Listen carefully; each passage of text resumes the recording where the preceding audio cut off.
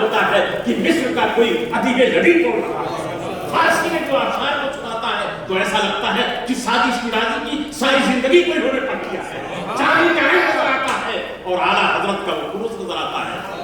جہاں سرکار کلام کی سنجیدگی اور ان کی شرافت کا پیکر نظر آتا ہے، وہاں میں عرض کروں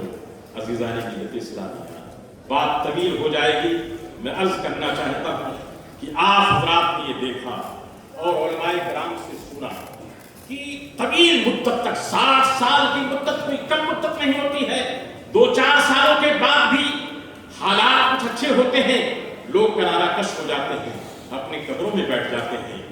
کچھ اور حالات اچھے ہوئے تو کچھ اور ہو جاتا ہے، لیکن یہ اہل سنت کا عظیم مجاہد، ہاتھ سے ملت کی دعاؤں کا مجموعہ، حضور مفتی اعظم ہند کی دعاؤں کا پیکر، اور اسی کے ساتھ ساتھ حضرت قائد سنت مبلغ اسلام مولانا شاہ احمد نورانی صدیقی رحمت اللہ تعالی علیہ کی قیادت اور رفاقت اور ان کی دعاؤں نے حضرت مفکر اسلام کو عالم اسلام کا وہ قائد بنا دیا ہے کہ آج پوری دنیا کے لوگ حضرت مفکر اسلام کی قیادت پہ ناز کرتے ہیں۔ اگر مجھے ذرا بھی وقت ہوتا تو 1857 سے پہلے اس کے بعد جو پوری دنیا کا نقشہ ہوا تھا، اور خصوصاً بر صغیر کے مسلمان جب دنیا کے مختلف خطوں میں گئے، ہندوستان سے گئے، پاکستان تو اس وقت بنا نہیں تھا، غیر منقسم ہندوستان سے تشریف لے گئے، بہت سارے دنیا کے علاقوں کے مسلمان گئے، لیکن ان مسلمانوں کی ناخدائی کے لیے، ان کی تربیت کے لیے، ان کے تعلیم کے لیے، عشق رسول کی وابستگی کے لیے کوئی ذریعہ نہیں تھا۔ پہلی مرتبہ دنیا نے دیکھا خلیفہ اعلیٰ حضرت حضور مبلغ اسلام مولانا شاہ عبد العزیز صدیقی میٹھی رحمۃ اللہ علیہ بغیر کسی اسباب کے دنیا کے خطوں میں پہنچتے ہیں اور ان تمام مسلمانوں کی رہنمائی ادا فرماتے ہیں۔ شاید نہیں بلکہ حقیقت یہی ہے کہ دائرے ارقم میں ورلڈ اسلامک مشن کے بانیان میں یہی وہ نقشہ تھا، یہی وہ صورت تھی، یہی وہ تاریخ تھی کہ دنیا کے مختلف خطوں میں حضور کی امت کی رہنمائی کس طرح سے کی جائے۔ تو ورلڈ اسلامک مشن کے بانیوں کی نظر پڑی کہ ہم مکہ مکرمہ میں حاضر ہیں، تو چلو اس بارگاہ میں جو پہلے پہل تبلیغ و سنیت تبلیغ اسلام کا مرکز دار ارقم تھا، وہاں میں چند صوفیوں نے، چند اہل سنت و جماعت کے ان خدا ترس بزرگوں نے، علماء نے ورلڈ اسلامک مشن کی بنیاد ڈالی، اور ورلڈ اسلامک مشن کی بنیاد کی برکت یہ ہوئی، اس لفظ کو سن لیجئے کہ آج پوری دنیا میں تبلیغ و ہدایت اور سنیت مدارس، تنظیم اور علماء طلبہ کی یہ بھیڑ نظر آتی ہے۔ شاید ورلڈ اسلامک مشن کا یہ کلیدی کردار نہ ہوتا تو یہ مناظر نظر نہیں آتے۔ دنیا کے گوشے گوشے میں پہنچ کر کے ورلڈ مشن کے قائدین نے تمام مسلمانوں کو اکٹھا کیا اور جگایا کہ مرد دار ارقم کی یہ برکت ہے، تمہیں آگے چلنا ہے، تمہیں آگے بڑھنا ہے اور دین کا کام کرنا ہے۔ الحمدللہ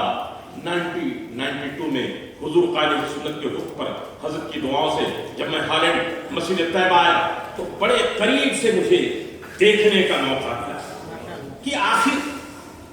لوگ رابطے عالم اسلامی ڈالروں کو، پیٹرول کو، پیسے کو، خزانے کو کھولے ہوئے ہیں نجدیت کی طرف، سلفیت کی طرف، لیکن یہ یورپ میں، امریکہ میں، کینیڈا میں، افریقہ کے تپتے ہوئے صحراؤں میں یہ سنیت کی جو نشانی نظر کہاں آ رہی ہے، تو پتہ یہ چلا، وہیں سے معلوم یہ ہوا کہ حضرت قائد سنت اور ان کے رفقا نے جو سفر باندھا تھا اسے پورا کیا۔ اور میں نے دیکھا کہ قائد سنت رحمت اللہ تعالیٰ علیہ کے جو مریدین تھے ان کو کس طرح سے آپ مجتمع فرماتے، حضرت قائد سنت تشریف فرما ہوتے۔ یہ میں اپنا واقعہ، مشاہداتی واقعہ بیان کرتا ہوں، یہ حضرت قائد سنت کا نورانی چہرہ کرتا ہے۔ حضور مبلغ اسلام کی کوثر و سلسبیل سے تھوڑی ہوئی زبان ہوتی، اور جب کسی کی تعمیر کے لیے، کسی مسجد کی تعمیر کے لیے، کسی ادارے کی تشکیل کے لیے اور کسی اسلامی معاملات کے سمجھانے کے لیے گفتگو ہوتی تو خدا کی قسم میں نے دیکھا کہ ہزاروں مسلمان اپنے گاڑی اور حلال کمانے سے ان کمزور لوگوں نے لاکھوں لاکھ ڈالر، لاکھوں لاکھ ڈالر کا چندہ دیا، تو کہیں مسجد طیبہ بنی، کہیں گلزار مدینہ بنا، کہیں انوار مدینہ بنا، کہیں جامعہ مسجد اسلام بنا۔ پڑھنے کے لیے تو آسان ہے، اسلام دامت ظل العالی کی بارگاہ میں جو بزرگوں کی روحانیت تھی اور جو ان کی نظر عنایت تھی کہ ان کے والد بزرگوار نے بچپن میں جو دعائیں کی تھیں، ان بزرگوں نے اپنی روحانیت سے حضور مفکر اسلام کو روحانیت کا، علم کا، تقویٰ کا، طہارت کا